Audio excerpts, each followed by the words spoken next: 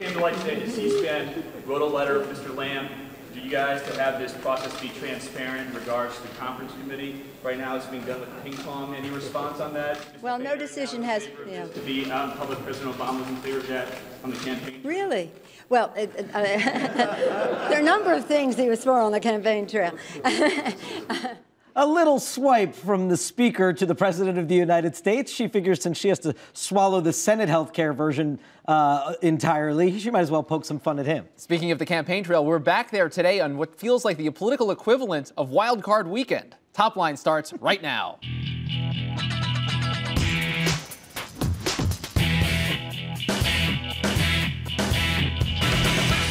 Hello and welcome to ABCNews.com's Top Line. I'm David Chalian. And I'm Rick Klein. We are indeed kicking off the 2010 cycle today. We bring you the political headlines every day, reporting, insight, analysis, everything you need and want to know about politics. And since there's nothing to talk about today, you can find it on Twitter at twitter.com/thenote.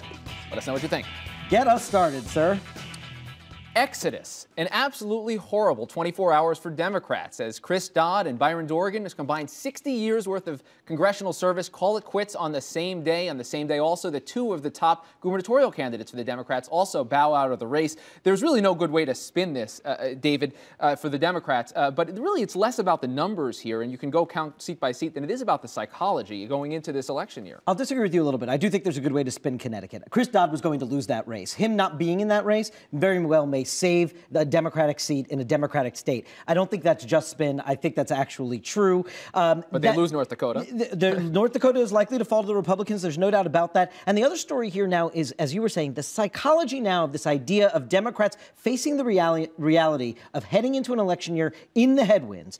Wonder how much that impacts the Obama agenda and keeping the 60 that they currently have in the Senate together to get some other stuff through this year. Health care huddle. Speaking of that agenda, President Obama, for the second day in a row, is gathering some Democrats at the White House, this time meeting with those committee chairmen from the House. You just saw them in that piece of tape with Speaker Pelosi. Rick, this is, again, the president said this in an interview before the holidays. He said, before Congress even comes back, I'm going to roll up my sleeves. I'm going to be working out this final deal with them. He's clearly doing that. That's what this is all about. We still have no indication, though, that the two sides are any closer to where they were last week on the health care bill. That's right, and they're getting more pushback from the left, people that want to see more of a process play out because they're not happy what's in this bill, and some pressure from Republicans, too. And the Republican whip in the House, Eric Cantor's done something really interesting. He put out a memo that named names and listed 37 Democrats by name and said, these are our targets. And by issue. By issue like, as well. Here's how you make the appeal to them. And if we get just 3 of them, then all of a sudden health care fails. Casualty of war. That big fight down in Florida has claimed a scalp, and as Jim Greer, the former chairman of the state party down there, gets caught up in the Charlie Crist, Marco Rubio fight. And this has got to be a worrisome sign for Charlie Crist as he goes into what's a difficult primary year. Maybe a worrisome sign as well for Michael Steele to see this whole Tea Party movement overwhelm the establishment choice for party chairman. It is still so clear that all the energy and enthusiasm is in politics right now is in this amorphous movement, though, but that the Republicans have not yet figured out how to channel that into their electoral needs. And that'll be one of the fascinating debates to watch all year long. And finally, Harold. Call me. Yes, do you remember that ad in 2006? Harold Ford in Tennessee. The Republican National Committee ran that ad with trying to make Harold Ford into a bit of a playboy. Well, now Harold is thinking about running for the New York Senate seat, the one vacated by Hillary Clinton. This came in a New York Times story today, Rick. It's really a lot about the money people in New York who are not so thrilled with Kirsten Gillibrand. But the politics of this is a little odd to me. Kirsten Gillibrand is vulnerable on her left, not on her right. Harold Ford is a DLC centrist, moderate kind of, if not conservative Democrat. I don't know that that works in a Democratic primary in New York. Yeah, I think in this case, Harold Ford is probably susceptible a little bit to the flattery of these big money people, likes getting their calls returned. But I do like your rendition of that ad even better than that actress. Thanks. I knew you would. And we are going to begin with this 2010 landscape that just looks so very tough for the Democrats. We are joined by the Democratic Campaign House Committee Chairman, the DCCC Chair, Chris Van Hollen, Democrat of Maryland. Congressman, thank you so much for being here. We are glad to have you on this day. I know you're going to tell me everything's hunky-dory for your party, but I hope we could get past that and talk honestly here. You've said it's going to be a tough cycle. Obviously, gubernatorial and Senate candidates in the last 24 hours deciding not to run. You yourself lost Parker Griffith to the Republican Party right before the holidays. Are you at a point now where a wave is potentially building that you need to sort of bring in reinforcements for?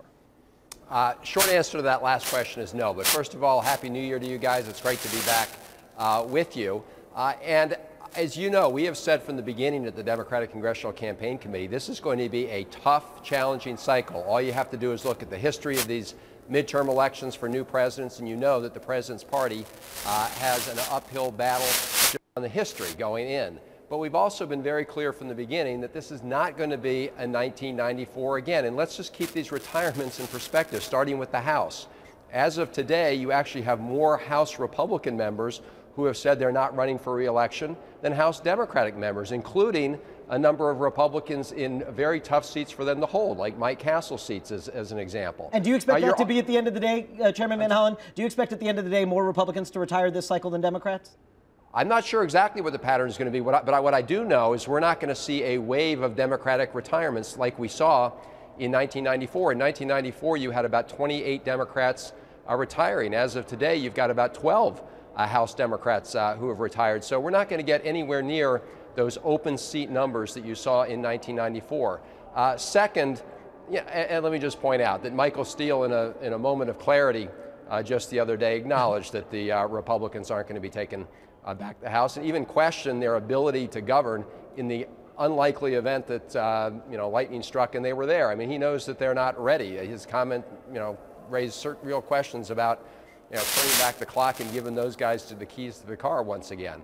Once again, you're endorsing Michael Steele's comments, as is typical. But what's going on here? I mean, is there some responsibility that you feel for the agenda that's been pushed on Capitol Hill, for the fact that Democrats are looking at the 2010 landscape and saying, you know what, this just isn't worth it for me to try to run for re-election?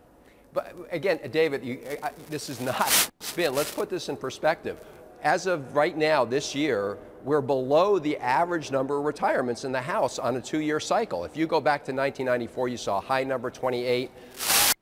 We're talking about 16, 17 retirements. We're right now at 12.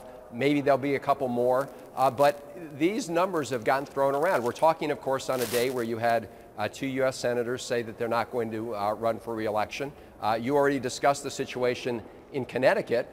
Chris Dodd, by all accounts, was facing a very tough uphill battle, and it's possible this will actually make it more competitive for a Democrat. Again, I don't want to get into all the details. Obviously, the Byron Dorgan seat is a much more competitive seat, but to take those two numbers and somehow say that there's this snowball going on around the country is just, I think, dead wrong. We've been consistent. In January of last year, when everybody said, hey, Democrats just came off of a big election, they're hunky-dory, we said, beware, tough elections. Right. And now everyone's saying, oh, 1994 all over again.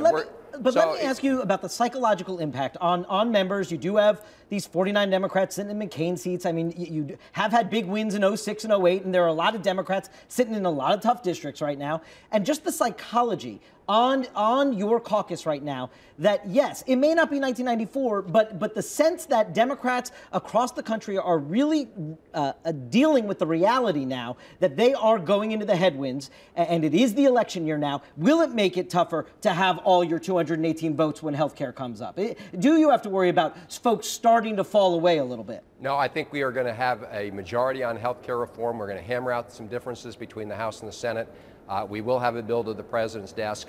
Look, the big issue in the next elections in November is going to be, how are people feeling about the economy? And are they confident that things are getting better, or do they think things are stagnating or getting worse? And the fact of the matter is, we've made significant progress in stabilizing the economy over the last year. Last year at this time, if we were talking, we would have been facing huge job losses in this country. 750,000 Americans lost their jobs this time last year. Right. Compared to November, 11,000 Americans. That's still unsatisfactory, but we have begun to turn the corner here, and I think the American people are fair. They realize it takes time to turn things around, and they're Right. going to have a very simple question next election. Do you really want to give the keys to the car back to the guys who drove the economy into the ditch and then decide to walk away from the wreckage rather than roll up their sleeves and help us solve the problem? We are solving the problem. Things are getting better. We're not satisfied till we turn the corner. Congressman, you talk to a lot of your Democratic colleagues all the time. Are you satisfied that there won't be any more party switches, that Parker Griffith is it in terms of Democrats becoming Republicans? Yeah, I'm confident that you're not going to see people switching parties. Look, people don't like finger-in-the-wind politicians. They don't like people who decide just which way the winds are blowing at any particular moment. Look, we know he took a poll, but we also know from talking to people down there, he could have won as a Democrat. I think it was a big miscalculation. He's going to have a tough time in a Republican We got to primary. leave it there, Congressman. We thank you very much for your time, Congressman Chris Van Hollen, Thank Chairman you. of the DCCC. Thanks a lot for being here. We'll have you on again real soon. Good to be with you.